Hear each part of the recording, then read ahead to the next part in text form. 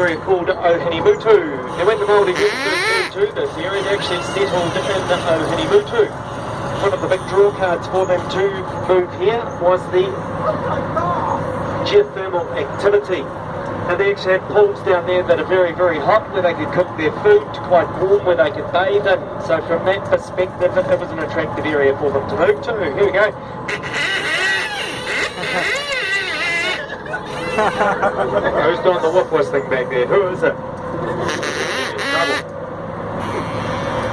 So it was a very attractive area for them to move to there, ladies and gentlemen, was because of the geothermal activity. Now another reason why the Māori people moved to this area was the massive amount of fish that was actually in the lakes around here. There was a massive amount of native fish, and what they do is they just stick their nets down and scoop out a feed for the evening. It was that easy.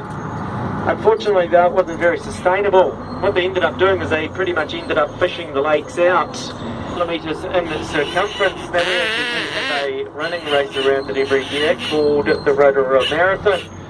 Now the lake, it is in fact a very shallow lake. You can pretty much walk 300 to 400 metres out towards the middle of the lake, pretty much all the way around. In fact the lake has an average depth of 15 feet or 5 metres.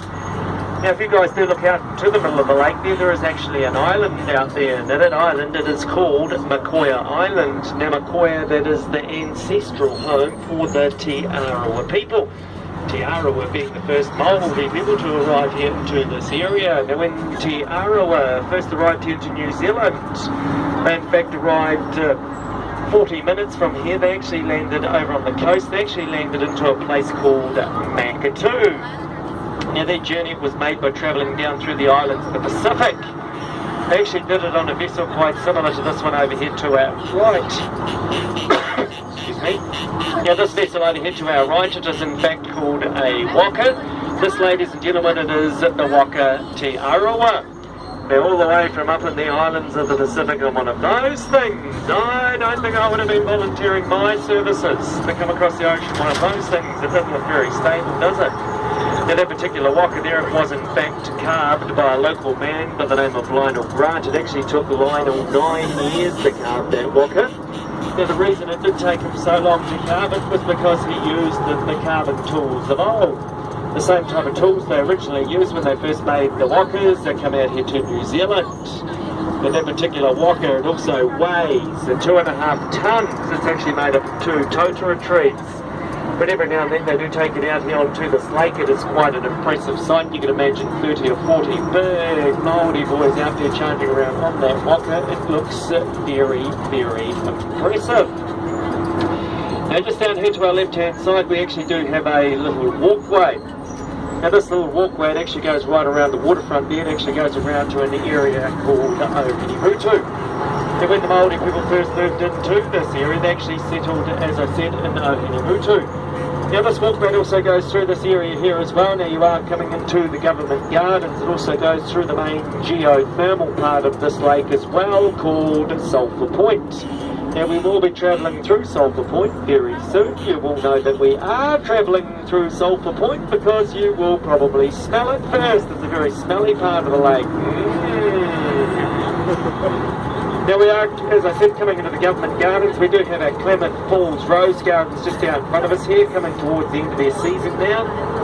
Now we also have a lot of memorials through this area here to the servicemen that have served overseas that have lost their lives.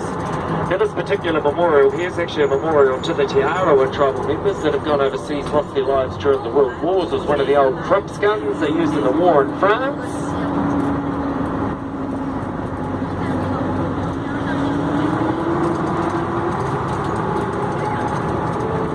And just over here to our right, we actually have Rotorua's new event centre. Has brought a lot of business into the area, lots of conferencing, lots of sporting games.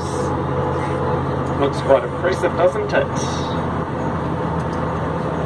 In fact, the Bay of Plenty Magic, you're probably familiar with netball, you guys. The Bay of Plenty Magic actually play some of their games in there as well. Now, do we have any golf players on board at all? Anyone play golf back there? Do we have any mini putt-putters? Yeah! Now this is one of the harder mini putt-putts that you will play. There's also a little 9-hole golf course in there that the locals call the goat track.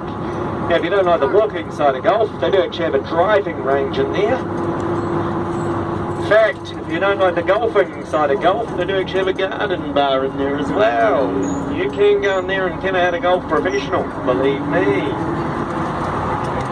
Now we are coming into the main geothermal part of Lake Rotorua now, and what I normally like to get people to do around here is I get you to breathe in through your nose, out through your mouth, suck it in, ladies and gentlemen. That's a lovely smell, isn't it?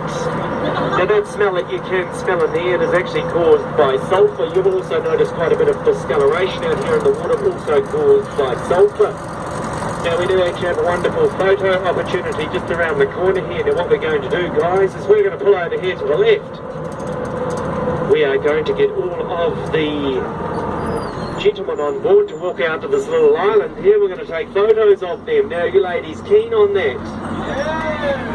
You guys, you don't look very interested. What's the story? No takers. No takers. We need to have a bit of a think about it, eh, ladies? We'll give them the opportunity on the way back. How does that sound? Now, this area around here is called Te Pai Pai Hakamanu.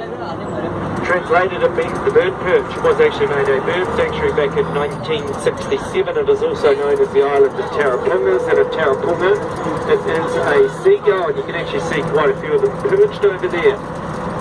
Now, what I was telling you guys, when the Māori people, they first did arrive here, they arrived 40 minutes from here. They actually landed over on the coast. They landed into a place called Makatu. Actually, you guys, you must be starting to feel a little bit nervous now, are you? You are travelling in a 60-year-old or 70-year-old bus that is about to plunge straight into the water. Now, do we have any nervousness back there at all? I do actually have a nervous toilet stop over here if anyone needs to pop in for a nervous one. No takers. Do you mind if I pop in for a nervous toilet break? Not very nice, is it? Here we go, ladies and gentlemen. The stairs are up. The bunga's in, I hope. Just gonna wait for the other duck here, guys.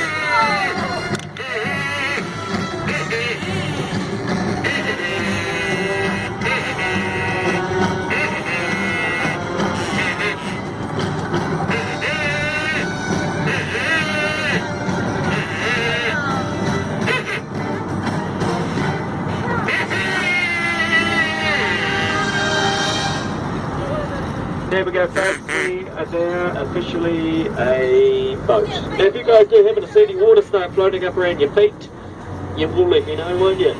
You much appreciate it. Not too much water coming in back there. Now, you guys are probably wondering what sort of speed these things can get up to on the water, aren't you? Would you like to find out how fast they go? Now, we've got these little handrails here in front of you, so you can grab a hold of the handrail there. And if you do have a hat on or a toupee, you better put another hand on that because you're going to lose it otherwise. You guys ready? You guys ready for this? Are you sure? Yeah. Oh my God. Here we go.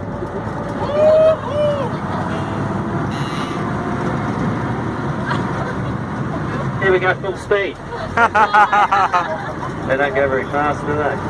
I've actually got lots of footage of these being used in World War II. They'll be coming into the beaches at Normandy and also throughout the Pacific as well. These poor old diggers will be sitting on these things. They'll be charging into the beaches and they've had bombs going off beside them. Wouldn't have been much fun sitting on one of these things back then. But that, of course, is during the war.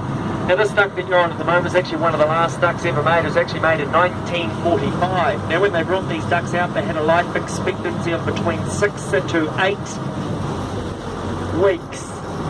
That's how long they thought they were going to last for. That was 72 years ago. Now, there are a couple of theories out there why these things have lasted so long. Actually, my wife, she came up with the theory, didn't she? She came up with the theory that during the war, all the men were away fighting. All the women were working in the factories back then. These were all made by women. That's the reason why there's still 4,000 or 5,000 of these left in existence. I didn't really think too much of that theory actually, gentlemen. I've actually got my own little theory why these things have lasted so long. My own theory why these things have lasted so long is there's probably only been men that's been driving them for the last 72 years. That's the reason why there's still 4 or 5,000 policemen. Now we're just going to do it, as I said, it is just a quick trip today guys, so we're just going to probably turn around and start heading back. We'll get some photos of the other duck as we do drive past it. What I might get you guys to do is if you guys can move over to this side of the duck, if you can pull up all the seats down that side there, and I'll get you guys, and when I go past this other duck, hopefully they're going to take some photos of us.